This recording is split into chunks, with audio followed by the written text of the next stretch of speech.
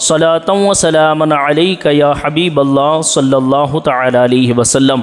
हज़रात ग्रामी, आज हम जिनके ताल्लुक़ से सुनने जा रहे हैं आले नबी, औलाद अली, चमन ज़हरा के फूल, हुसैन करबला के मैदान के शेर, सैयदना इमाम ज़ैनुल आबिदीन का तक़वा, उलूम इमाम मोहम्मद बाक़िर, सैयदुल मुत्तक़ीन, इमामुल मुत्तक़ीन, सैयदुल अस्फ़िया, इमामुल अस्फ़िया, सारे जहानों में जिनके बरकतों से सादात की ये बहार हैं, उन्हीं को ज़माना सैयदना इमाम जाफ़र सादिक़ रदी अल्लाह ताला अन्हु के नाम से जानता है। और हम अहले सुन्नत वल जमात हैं, तो हम जब भी रजब का महीना आता है, सरकार इमाम जाफ़र सादिक़ रदी अल्लाह ताला अन्हु के बड़े अक़ीदत व एहतराम के साथ नियाज़ का एहतमाम करते हैं, आपके फ़ातिहा ख़ानी का एहतमाम करते हैं। चंद बातें आज हम सरकार इमाम जाफ़र सादिक़ रदी अल्लाह ताला अन्हु की शान व अज़मत में सुनने जा रहे हैं।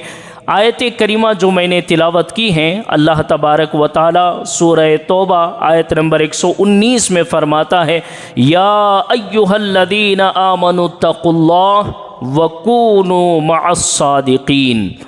ऐ ईमान वालों, अल्लाह से डरो और सच्चों के साथ हो जाओ।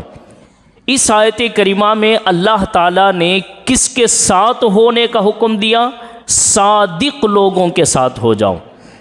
जब हम तफसीर की किताबें उठाते हैं तो वकूनू मअस्सादिकीन से सबसे पहले मुराद कौन है? तो मुफस्सिरीन कहते हैं वकूनू मअस्सादिकीन, सच्चों की बात कहकर अल्लाह तबारक व तआला ने सबसे पहले सैयदना अबू बकर सिद्दीक़ रदी अल्लाह ताला अन्हु की तरफ इशारा फरमाया।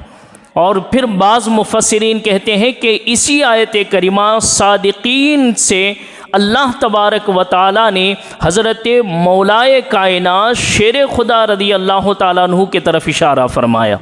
अब देखिए, अक्सर मुफस्सिरीन कहते हैं कि कूनू मअस्सादिकीन में सादिकीन से सैयदना अबू बकर सिद्दीक़ मुराद हैं, सैयदना मौलाए कायनात मुराद हैं।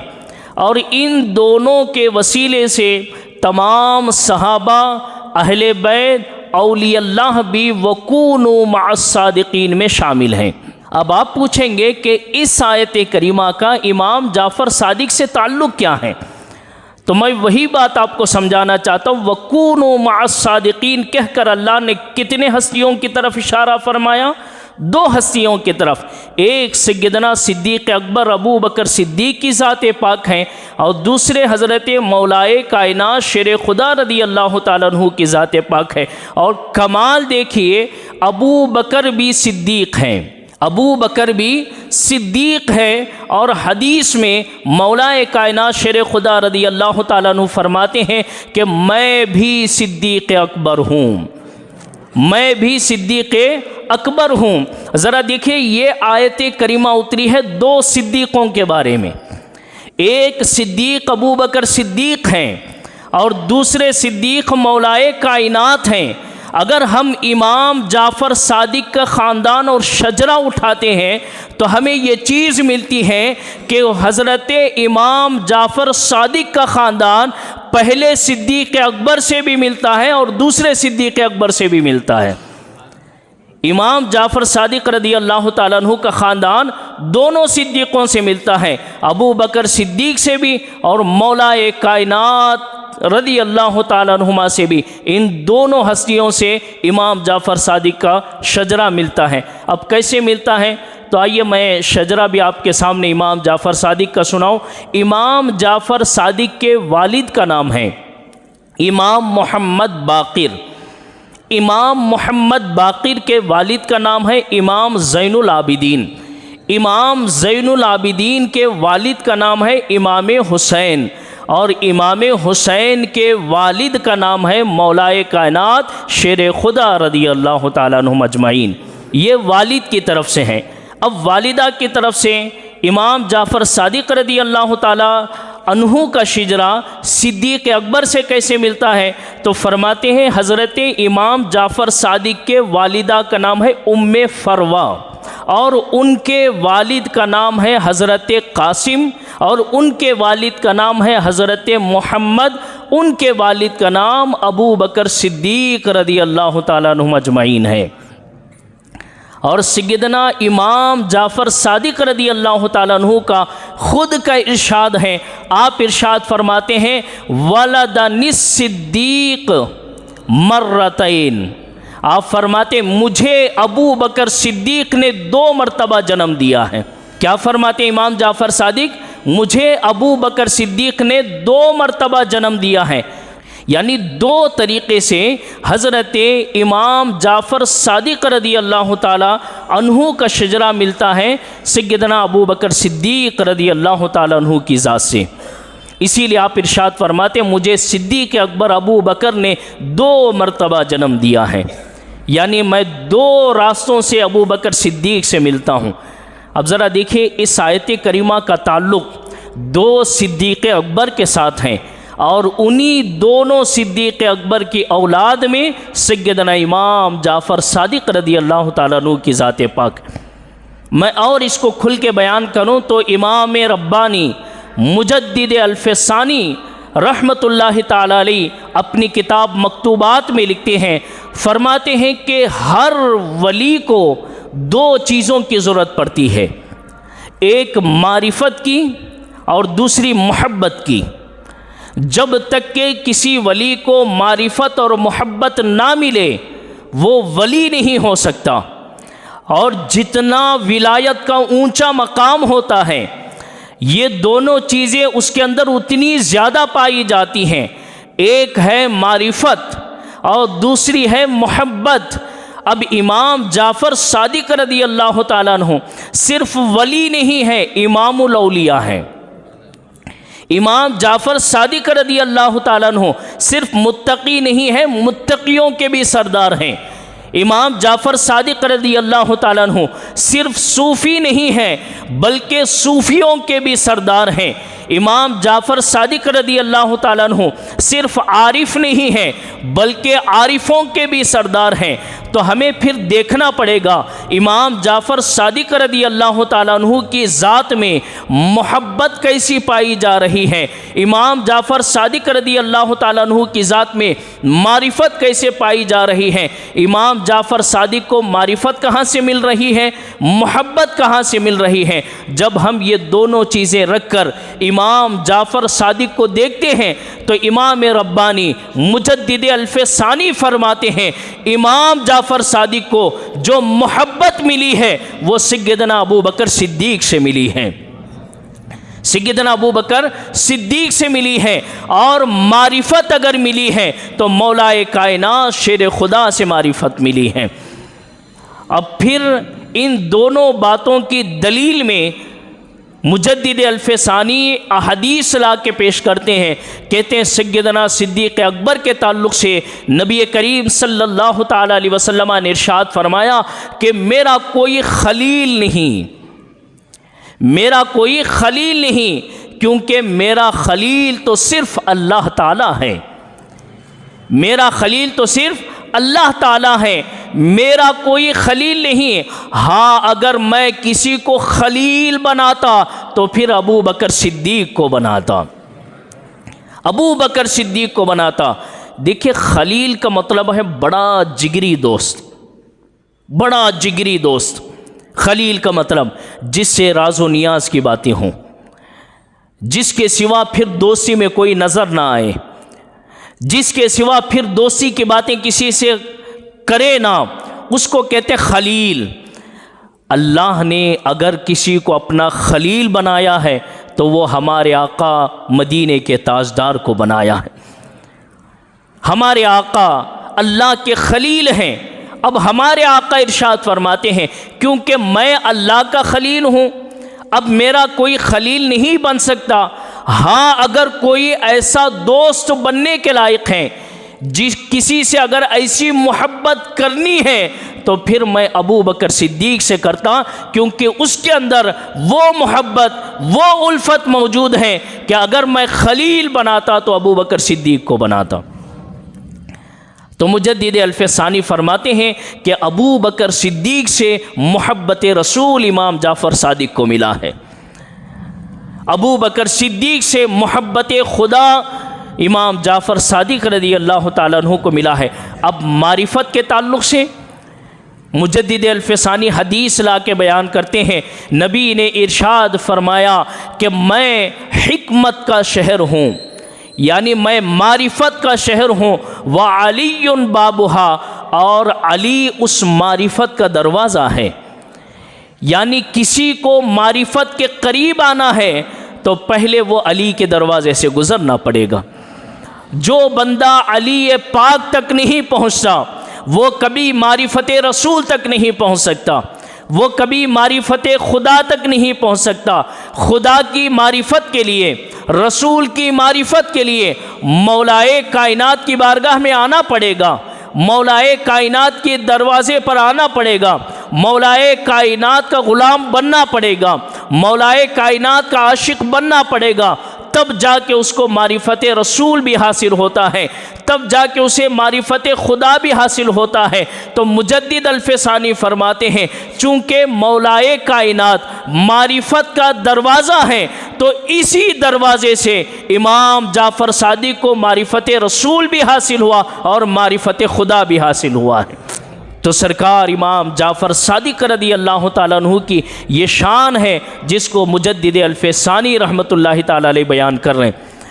अब आइए इमाम जाफ़र सादिक़ रज़ी अल्लाह ताला अन्हु की शान व अज़मत क्या है, इमाम जाफ़र सादिक़ रज़ी अल्लाह ताला अन्हु का कमाल क्या है, इमाम जाफ़र सादिक़ रज़ी अल्लाह ताला अन्हु का इल्म क्या है, मारिफत क्या है। आज भी सैयदों में जो नूरानियत है, आज भी सैयदों में जो चीज़ मौजूद है वो सरकार इमाम जाफ़र सादिक़ रज़ी अल्लाह ताला अन्हु की है। और सिर्फ़ ख़ानदान में नहीं बल्कि हम जितने शजरे उठाते हैं, अगर हम कादरिया को देखेंगे, सिलसिलाए चिश्तिया को देखेंगे, सिलसिलाए नक्शबंदिया को देखेंगे, सिलसिलाए सोहरवर्दिया को देखेंगे, सिलसिलाए रिफ़ाइया को देखेंगे, सिलसिलाए मदारिया को देखेंगे, जितने सिलसिलों को देखेंगे हर सिलसिले में उजाले सरकार इमाम जाफ़र सादिक़ रज़ी अल्लाह ताला अन्हु की नज़र आते हैं। क्योंकि कोई भी सिलसिला इमाम जाफ़र सादिक़ को छोड़कर फैज़ नहीं पा सकता। तो इमाम जाफ़र सादिक़ रज़ी अल्लाह ताला अन्हु की हस्ती वो हस्ती है, हर सिलसिले को अगर मौलाए कायनात का फैज़ चाहिए, नबी करीम सल्लल्लाहु ताला अलैहि वसल्लम का फैज़ चाहिए तो उसको सरकार इमाम जाफ़र सादिक़ रज़ी अल्लाह ताला अन्हु की बारगाह में आना पड़ेगा। और कैसे कैसे लोगों ने इमाम जाफ़र सादिक़ की बारगाह में हाज़िरी दी है, कैसे कैसे लोगों ने हाज़िरी दी है। ज़रा आइए मैं चंद नाम आप हज़रात के सामने सुनाऊं कि कैसे कैसे लोगों ने इमाम जाफ़र सादिक़ रज़ी अल्लाह ताला अन्हु की बारगाह में हाज़िरी दी, ग़ुलामी इख्तियार की, खादिम बने, सिर्फ़ इस बात के लिए कि काश हमें इमाम जाफ़र सादिक़ के जूते उठाने का मौका मिल जाए, सिर्फ इमाम जाफ़र सादिक़ के जूते उठाने का मौका मिल जाए। और जिसने इमाम जाफ़र सादिक़ के जूते उठाए उसने फ़ख्र के साथ ज़माने को कहा कि हाँ, मेरी नजात की ज़मानत देखना चाहते हो तो मेरी नजात की ज़मानत ये है कि मैंने ज़िंदगी में एक मरतबा इमाम जाफ़र सादिक़ की जूतियाँ सीधे की हैं। बड़े बड़े लोग सरकार इमाम जाफ़र सादिक़ की जूतियाँ सीधी करके अपने आखिरत का नजात का ज़रिया समझते थे और बड़े फ़ख्र के साथ इन बातों को लोगों के सामने बयान करते थे। और मैं बात करूँगा इमामुल अइम्मा सिराजुल उम्मा, हम सब के इमाम, इमाम आज़म अबू हनीफ़ा रज़ी अल्लाह ताला अन्हु के बारे में। इमाम आज़म को कौन नहीं जानता, हर इलाक़ा, हर बंदा इमाम आज़म अबू हनीफ़ा रज़ी अल्लाह ताला अन्हु को जानता है और आपकी इल्मी शान को जानता है, इल्मी मकाम को जानता है, आपकी फ़क़ाहत को जानता है, आपके जो मसले निकालने के अंदाज़ हैं, कुरान व हदीस की गहराई जो है वो हर बंदा जानता है। अब ज़रा इमाम आज़म अबू हनीफ़ा से पूछिए कि ये जो इल्म की गहराई मिली कहाँ से मिली। इमाम आज़म से पूछिए कि ये जो कुरान से मसले निकाले का तरीक़ा मिला कहाँ से मिला। इमाम आज़म से पूछिए ये जो हदीसों से मसले निकालने का तरीक़ा मिला कहाँ से मिला। तो इमाम आज़म अबू हनीफ़ा रदी अल्लाह ताला अन्हु ये कहते हुए नज़र आते हैं, फरमाते हैं लौलस्सनातान लहलकन नुअमान। अगर इमाम जाफ़र सादिक की बारगाह में जो 2 साल पढ़ने का मौका मिला, अगर ये मौका नहीं मिलता तो कभी भी इमाम आज़म के अंदर ये सलाहियत पैदा नहीं होती।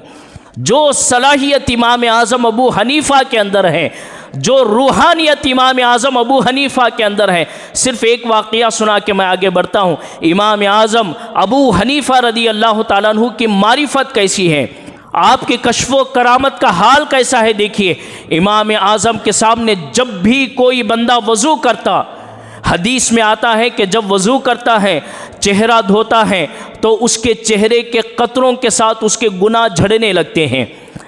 हदीस में आता है कि जब बंदा वज़ू करता है, हाथ धोता है, तो हाथ के धोते हुए जो कतरे गिरते हैं, कतरे गिरने के साथ साथ उसके गुनाह भी गिरते हैं। जब पैर धोता है तो पैर धोते वक्त जो पानी के कतरे अलग होते हैं उससे उसके गुनाह झड़ते हैं। लेकिन इमाम आज़म अबू हनीफ़ा रदी अल्लाह ताला अन्हु की आँखों की बसारत कैसी थी, आपकी आँखों की देखने की क़ुव्वत कैसी थी, मारिफत कैसी थी। देखिए जब कोई बंदा इमाम आज़म के सामने वज़ू करता तो इमाम आज़म को पता चलता इसके कतरे के साथ कौन सा गुनाह गिर रहा है, कौन सा गुनाह गिर रहा है। इमाम आज़म इसको भी देखते थे। ज़रा आप अंदाज़ा लगाइए, 2 साल इमाम जाफ़र सादिक के बारगाह में बैठने वाले इमाम आज़म की आँखों की ताकत इतनी है, तो फिर उस्ताद इमाम जाफ़र सादिक के आँखों की मारिफत कितनी होगी, आपके आँखों के देखने की क़ुव्वत कितनी होगी। अल्लाह अकबर। इमाम जाफ़र सादिक रदी अल्लाह ताला अन्हु की बारगाह में एक शख्स हाजिर हुआ और उसने अर्ज़ किया कि हुजूर मैं फ़लाँ औरत से निकाह करना चाहता हूँ। सरकार इमाम जाफ़र सादिक रदी अल्लाह ताला अन्हु ने इरशाद फरमाया तुम नहीं कर सकते उससे निकाह, वो कहाँ अपने घर में है। इमाम जाफ़र सादिक अपने घर में है। पूछने वाला पहली मर्तबा के पूछ रहा है कि हुजूर मैं फ़लाँ औरत से निकाह करना चाहता हूँ। इमाम जाफ़र सादिक ने फरमाया तुम नहीं कर सकते। उसने पूछा क्यों नहीं कर सकता, तो सरकार इमाम जाफ़र सादिक के आँखों की ताकत देखिए, मौलाए कायनात ने कैसी मारिफत अता फरमाई है। देखिए इमाम जाफ़र सादिक फरमाते इसलिए नहीं कर सकता क्योंकि जिसके साथ तू निकाह की बात करता है वो खुद तेरी माँ लगती है। रिश्ते में क्या लगती है, वो तेरी माँ लगती है और माँ के साथ कभी निकाह नहीं हो सकता। ये इमाम जाफ़र सादिक रदी अल्लाह ताला अन्हु की मारिफत हैं। ज़रा इमाम आज़म अबू हनीफ़ा से ज़रा पूछते हैं कि इमाम जाफ़र सादिक के कोई मारिफत की झलक बयान करें, तसव्वुफ़ कोई बयान करें, कोई जुमला इमाम जाफ़र सादिक का हो जिसको इमाम जाफ़र सादिक ने तसव्वुफ़ के तौर पर बयान किया हो। बड़े गौर से सुनिएगा इमाम जाफ़र सादिक के सोचने का अंदाज़ कैसा है, मारिफत कैसी है, सूफ़ियत कैसी है, तरीक़त कैसी है। अल्लाह अकबर, कैसे अल्लाह तबारक व तआला ने इमाम जाफ़र सादिक को इल्म अता फ़रमाया, कैसी मारिफत अता फ़रमाई। इमाम आज़म अबू हनीफ़ा से इमाम जाफ़र सादिक ने पूछा कि ए अबू हनीफ़ा अक्लमंद कौन है बताओ, कौन है अक्लमंद बता। तो इमाम आज़म अबू हनीफ़ा रहमतुल्लाहि तआला अलैहि ने अर्ज़ किया कि हुजूर मैं जो समझता हूँ वो ये है, मैं जो समझता हूँ वो ये है, अक्लमंद वो हैं जो नेकी को पहचाने और गुनाह को पहचाने, जो अच्छाई पहचाने, जो बुराई पहचाने। जो अच्छाई पहचान लेता है वो अक्लमंद है, जो बुराई पहचान लेता है वो अक्लमंद है। सरकार इमाम जाफ़र सादिक मुस्कुराए, कहा, इरशाद फरमाया कि नहीं, ये अक्लमंद की निशानी नहीं है। अर्ज़ किया हुजूर फिर किसकी निशानी है? फरमाया ये अक़ल तो जानवरों के अंदर भी होती है। जुमला देखिए, सोचने का अंदाज देखिए, अल्लाह ने क्या मारिफत अता फरमाई है। इमाम जाफ़र सादिक फरमाते हैं ये तरीक़ा तो जानवरों के अंदर भी मौजूद है। जानवर भी अच्छाई क्या है पहचान लेते हैं, बुराई क्या है पहचान लेते हैं। उसे मालूम है कि अच्छा रास्ता कौन सा है, बुरा रास्ता कौन सा है। तो फिर फ़र्क क्या हुआ अक्लमंद में? तो इमाम आज़म अबू हनीफ़ा ने अर्ज़ किया, हुजूर आप ख़ुद बता दें अक्लमंद किसको कहते हैं? इमाम जाफ़र सादिक के जुमले सुनिए। आपने इरशाद फरमाया, अक्लमंद वो हैं जो नेकी को पहचान कर नेकी करना शुरू करें और गुनाह को पहचान कर गुनाहों से दूर होना शुरू कर दें। क्योंकि जानवर जो है ना, ये भी पहचानते हैं अच्छाई क्या है बुराई क्या है, लेकिन वो चलते नहीं उस रास्ते पर। वो बुराई की तरफ भी चल पड़ते हैं, अच्छाई की तरफ भी चल पड़ते हैं। तो इमाम जाफ़र सादिक फरमाते हैं, अक्लमंद वो है जो नेकी पहचान कर नेकी के रास्ते पर चले और बुराई को पहचान कर बुराई से बचना शुरू कर दें। ये हैं इमाम जाफ़र सादिक रदी अल्लाह ताला अन्हु की मारिफत कि अल्लाह तबारक व ताला ने कैसी मारिफत इमाम जाफ़र सादिक रदी अल्लाह ताला अन्हु को अता फ़रमाई। एक और हदीस पाक जो इमाम जाफ़र सादिक रदी अल्लाह ताला अन्हु की मारिफत के ताल्लुक़ से बयान करते हैं, हज़रत शकीक बल्खी रदी अल्लाह ताला अन्हु जो अपने वक्त के जय्यद मुहद्दिस हैं, अपने वक्त के जय्यद पाए के फ़क़ीह हैं, ये कहते हैं मुझे भी सरकार इमाम जाफ़र सादिक की बारगाह में हाज़िरी का मौका मिला। मैं जिस वक्त इमाम जाफ़र सादिक की बारगाह में हाज़िरी दी तो इमाम जाफ़र सादिक ने मुझसे पूछा कि ऐ शकीक बल्खी, ये बता जवान मर्दी क्या है, जवान मर्दी क्या है बता।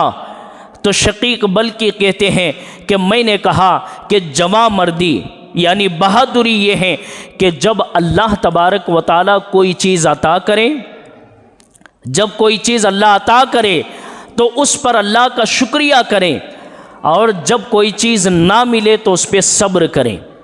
ये जवां मर्दी है, मिले तो शुक्रिया अदा करें, ना मिले तो सब्र करें। इमाम जाफ़र सादिक मुस्कुराए और फरमाया, ये जवां मर्दी नहीं है, ये जवां मर्दी नहीं है।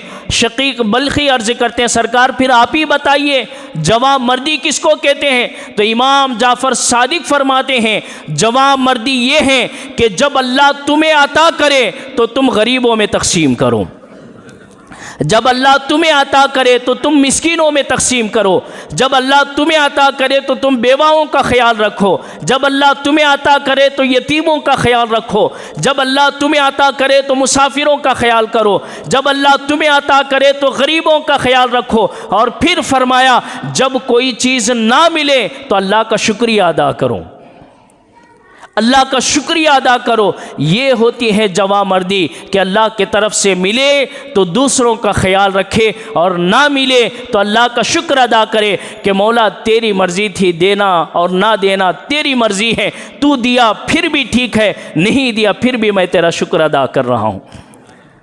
देखिए क्या मारिफत की बातें सरकार इमाम जाफ़र सादिक रदी अल्लाह ताला अन्हु की। ऐसे कई मारिफत की बातें मैं लेके आया हूँ, लेकिन वाक़ियात जो हैं बहुत ज़्यादा हैं तो टाइम कम पड़ जाएगा। इंशाअल्लाह कभी मौका मिले तो सरकार इमाम जाफ़र सादिक रदी अल्लाह ताला अन्हु की सिर्फ मारिफत वाली वो बातें बयान करेंगे जिसमें इमाम जाफ़र सादिक रदी अल्लाह ताला अन्हु ने लोगों को नसीहत करते हुए इरशाद फरमाया। अब आइए चंद करामतें भी सरकार इमाम जाफ़र सादिक रदी अल्लाह ताला अन्हु की सुने और एक सखावत का वाक़या भी सुने कि सरकार इमाम जाफ़र सादिक सिर्फ ज़बान से बोलने वाले नहीं, सिर्फ ज़बान से बोलने वाले को सादिक नहीं कहा जाता। इमाम जाफ़र सादिक को आपके नाम के साथ सादिक ही लगाया गया है। जब भी आपको याद किया जाता है तो सिर्फ जाफ़र कह के याद नहीं किया जाता, जाफ़र सादिक कह के याद किया जाता है। और सादिक किसको बोलते हैं? जो ज़बान से भी सच्चा हो, जो दिल से भी सच्चा हो, ज़बान से भी सच्चा हो, दिल से भी सच्चा हो। बहुत सारे लोग ऐसे हैं जो ज़बान से तो सच्चे होते हैं लेकिन दिल से सच्चे नहीं होते। इमाम जाफ़र सादिक ने जो फरमाया ना कि जवां मर्दी वो है कि जब अल्लाह अता करे तो फिर दूसरों का ख्याल करो। आओ एक सखावत वाला जुमला बयान करता हूँ। एक हाजी साहब थे और वो हाजी साहब इमाम जाफ़र सादिक रदी अल्लाह ताला अन्हु को नहीं पहचानते थे। पहली मर्तबा मदीना आने का मौका मिला था और वो भी बिल्कुल हज से फारिग होकर मदीना आए थे। मदीना आकर किसी रास्ते में सो गए और आँख खुली तो हाजी साहब को ये लगने लगा कि मेरे पास जो 1000 दीनार की थैली थी वो नहीं है। हाजी साहब खड़े हुए, चारों तरफ देखने लगे और फिर आगे रास्ते में देखा तो इमाम जाफ़र सादिक रदी अल्लाह ताला अन्हु जा रहे थे। तो हाजी साहब ने अपने ख्याल में ये अंदाज़ा लगाया, क्यों ना हो कि ये जाने वाला ही चोर है, ये जाने वाला ही मेरा दीनार चुराया है, मेरी थैली चुराया है। सरकार इमाम जाफ़र सादिक के पीछे पीछे दौड़ा और इमाम जाफ़र सादिक को रोका, रोक के कहने लगा कि आपने मेरे दीनार की थैली चोरी की है, आप मुझे वापस कर दें, वापस कर दें। सरकार इमाम जाफ़र सादिक ने फरमाया कि नहीं अल्लाह के बंदे, मैंने नहीं ली है। और आपने फरमाया माअज़ अल्लाह, मैं कैसे चोरी कर सकता हूँ, अल्लाह की पनाह, मैं कैसे चोर हूँ। तो वो कहने लगा कि इस रास्ते में कोई नहीं है आपके सिवा और मेरी थैली मुझे नज़र नहीं आ रही है, लिहाजा आपने उठाया होगा, आप ही चोर हैं।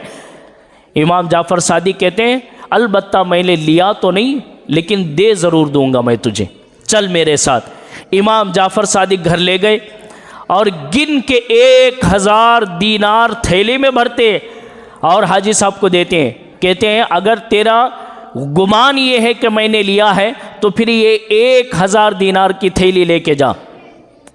वो लेके गया और जहाँ हाजियों का पड़ाव था, जब वो वहाँ आकर देखा, अपने खेमे में आकर देखा, तो उसने देखा 1000 दीनार की थैली तो मैं यहाँ भूल के आया हूँ।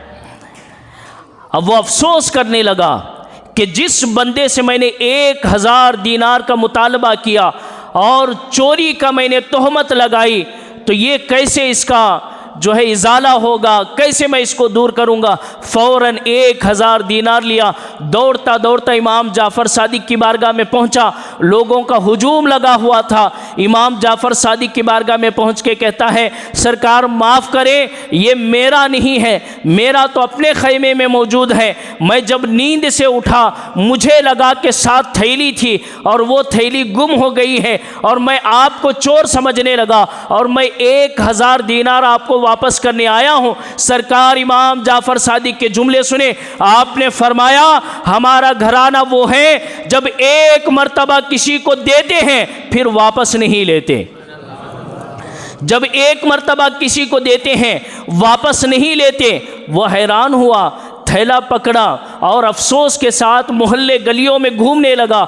हर किसी से पूछने लगा आखिर कौन है जिन्होंने 1000 दीनार की थैली मुझे दी और फरमाया हमारा घराना वापस नहीं लेता। लोगों ने बताया तुझे मालूम नहीं, वो किसी और का घराना नहीं, वो घराना अलीउल मुर्तज़ा का घराना है, वो घराना फातिमतुज़ ज़हरा का घराना है। और जिस घर से तुम आ रहे हो उसको इमाम ज़ैनुल आबिदीन का पोता कहा जाता है, उनको इमाम बाक़िर का बेटा कहा जाता है। जिसके पास से तुम आ रहे हो उनको ज़माना इमाम जाफ़र सादिक के नाम से जानता पहचानता है। ये है इमाम जाफ़र सादिक की सच्चाई, ये है सादिक होने का मतलब। सिर्फ ज़बान से बातें नहीं करते बल्कि जो बात करते हैं उस पे अमल भी हुआ करता है। सरकार इमाम जाफ़र सादिक रदी अल्लाह ताला अन्हु की करामतों में से एक करामत जो मैं हर मर्तबा सुनाता हूँ और मुझे ये करामत बहुत पसंद है, और इससे मालूम होगा कि अल्लाह ताला ने अपने हबीब को, तो अपने हबीब को है, अपने हबीब के घर वालों को भी कैसा इल्म गैब अता फरमाया है, कैसा इल्म गैब अता फरमाया है। और हम ये जो कहते हैं ना कि नबी करीम सल्लल्लाहु ताला अलैहि वसल्लम जन्नत के मालिक है, और आला हज़रत फरमाते हैं तुझसे और जन्नत से क्या मतलब, वहाँ भी दूर हो हम रसूलुल्लाह के, जन्नत रसूलुल्लाह की। और फिर नबी करीम सल्लल्लाहु अलैहि वसल्लम ने क्या इरशाद फरमाया, फरमाया मेरे ये दोनों बेटे हसन और हुसैन, मैंने इन दोनों को जन्नती जवानों का सरदार बना दिया है। यानी हुजूर को अल्लाह ने जन्नत का मालिक बनाया और हुजूर अलैहिस्सलाम ने हसनैन करीमैन को जन्नत का मालिक बनाया। और फिर ये मिल्क कैसे बढ़ते हुए आया देखिए। इमाम जाफ़र सादिक रदी अल्लाह ताला अन्हु अपने घर में तशरीफ़ फरमा थे। एक हाजी साहब हज के लिए जा रहे थे, इमाम जाफ़र सादिक की बारगाह में पहुँचे, अर्ज़ करते हैं सरकार मेरे पास 2000 दीनार हैं, और एक रिवायत में है कि 2 लाख दीनार हैं, मैं आपके पास अमानत रखना चाहता हूँ, अगर आप कबूल फरमाएं बड़ी मेहरबानी होगी। इमाम जाफ़र सादिक ने फरमाया मैं अमानत नहीं रखूँगा, अलबत्ता ये कर सकता हूँ कि तुम मेरे पास ये चीज़ें तोहफ़े में रखो और मुझे इजाज़त दो कि मैं जब चाहे इसमें से ख़र्च करूँ। जब चाहे इसमें से खर्च करूं, इसकी इजाज़त दो। हाजी साहब थे, अहले बैत से सच्ची मोहब्बत करने वाले थे, औलिया किराम की शान और अज़मत को जानने वाले थे। हाजी साहब ने कहा कि हुजूर बस आप कबूल कर लें तो यही काफ़ी है, चाहे अमानत के तौर पे रखें, चाहे तोहफे के तौर पर रखें, आपकी मर्ज़ी, इस्तेमाल करना चाहे तो इस्तेमाल करें, ना करना चाहे तो ना करें, बस आप मेरे पैसों को रख लें। हाजी साहब बोलते हैं और हज के लिए निकल जाते हैं। हज से वापसी हुई, वापसी के बाद इमाम जाफ़र सादिक की बारगाह में हाजी साहब पहुँचे। कहने लगे कि सरकार, जो मैं दीनार दिया था, जो दिरहम दिया था, वो लेने आया हूँ। सरकार इमाम जाफ़र सादिक ने फरमाया कि तेरा सफ़र बड़ा लंबा था, पैदल चल के जाना पड़ता था ना, एक एक महीने, दो दो महीने हज के लग जाते थे, तो तेरा सफ़र बड़ा लंबा था। इसी सफ़र के दौरान मेरे पास गरीब आते रहे, मैं तेरा पैसा उठाता रहा और गरीब की मदद करता रहा। मैंने गरीबों, मिस्कीनों, यतीमों, बेवाओं में मैंने तकसीम कर दी है। अब तेरा पैसा कोई बाकी नहीं रहा, कुछ भी नहीं बचा। अब वो हाजी साहब कहने लगे कि सरकार ठीक है, मेरा पैसा खर्च हो गया, लेकिन इस पैसों के बदले में कोई चीज़ मिल सकती है आपके तरफ से, कोई चीज़ मिल सकती है। सरकार इमाम जाफ़र सादिक ने खादिम से फरमाया कि मेरे पास कागज़ लाओ। कागज़ लाया गया। सरकार इमाम जाफ़र सादिक ने लिखा, जुमले क्या है सुनिएगा। और अल्लाह के नबी सल्लल्लाहु ताला अलैहि वसल्लम ने हसनैन करीमैन को जन्नत का कैसे मालिक बनाया, और फिर हसनैन करीमैन ने अपनी औलाद के हाथों में जन्नत कैसी दी है। देखिए, इमाम जाफ़र सादिक लिखते हैं कि हाजी साहब ने मुझे 2000 दीनार तोहफे में दिए थे, मैंने खर्च कर दिए, और इसके बदले में हाजी साहब को जन्नत का बेहतरीन महल में रजिस्टर करके दे रहा हूँ, बेहतरीन महल रजिस्टर करके दे रहा हूँ। अब ये कागज़ लेकर हाजी साहब खुशी खुशी घर पहुँचे। 2000 दीनार गए तो गए, लेकिन जन्नत की पक्की तो गारंटी हो गई, मुझे जन्नत तो मिल गई, इससे बढ़कर क्या चाहिए। सरकार इमाम जाफ़र सादिक ने लिख के दिए और हाजी साहब घर लेके गए। और बच्चे बच्चे ही होते हैं, बच्चों ने कहा अब्बा जान क्या हुआ दीनार और दिरहम का। कहा इमाम जाफ़र सादिक ने सब कुछ खर्च कर लिया और बदले में ये लिख के दिए हैं, सनद है, ये कागज़ है मेरे पास।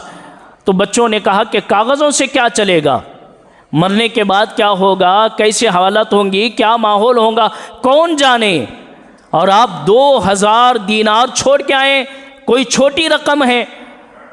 तो हाजी साहब ने कहा माल मेरा था, मैंने कमाया था, मेरा माल, मैं कुछ भी करूं, तुम्हें क्या मतलब है, तुम्हें क्या मतलब है। बस मेरी एक वसीयत याद रखो कि जब भी मैं मरूं तो मेरे सीने पे ये कागज़ रख देना, मेरे सीने पे ये कागज़ रख देना। हाजी साहब का इंतकाल हुआ और हाजी साहब के सीने पर वो कागज़ रखा गया। तदफीन हुई। तदफीन होने के बाद जब कब्र में हाजी साहब को बंद कर दिया गया, जब रात का वक्त हुआ, बेटों ने सोचा कि चलो ज़रा देख के आते हैं अब्बा जान की कब्र की हालत कैसी है, कैसी हालत है, ज़रा देख के आते हैं। और एक रिवायत में ये लिखा हुआ है कि जब तदफीन का काम चल रहा था, बच्चों के जेब से एक छोटे से दीनार और दिरहम की थैली अंदर गिर गई। बच्चों ने सोचा कि दिन में अगर निकालेंगे तो लोग तो हमें बोलेंगे कि पैसों के लिए अपने बाप की कब्र निकाल रहे हैं, तो हम दिन में नहीं निकालेंगे, रात में जाएंगे। तो जब रात में वो दीनार और दिरहम की थैली निकालने के लिए पहुँचे तो क्या देखते हैं, उनके वालिद के कब्र के ऊपर एक कागज़ है जिससे नूर निकल रहा है, और वो नूर आसमान तक पहुँचा हुआ है, वो नूर आसमान तक पहुँचा हुआ है। बच्चे हैरान हुए, दौड़ते दौड़ते हाजी साहब के कब्र के पास पहुँचे, कागज़ उठाया तो सामने तरफ लिखा हुआ था हाजी साहब ने मुझे 2000 दीनार दिए और इसके बदले मैंने हाजी साहब को जन्नत का बेहतरीन महल लिख कर दी है। इमाम जाफ़र सादिक के हुरूफ हैं। कागज़ जब पलटाया गया तो पलटने के बाद देखा गया नूरानी हुर्फ लिखे हुए हैं, जाफ़र क्योंकि सादिक है, जाफ़र क्योंकि सादिक है, जो कहता है सच कहता है। मैंने इमाम जाफ़र सादिक के वसीले से इस हाजी साहब को जन्नत की बशारत अता फरमाई है। अल्लाह अकबर। ये हैं सरकार इमाम जाफ़र सादिक रदी अल्लाह ताला अन्हु की ज़ात पाक, ऐसे हज़ारों लाखों वाक़यात मौजूद हैं। बस हमें दिल से सरकार इमाम जाफ़र सादिक रदी अल्लाह ताला अन्हु के बारगाह में दुआ करने की ज़रूरत है, आपका वसीला लेने की ज़रूरत है।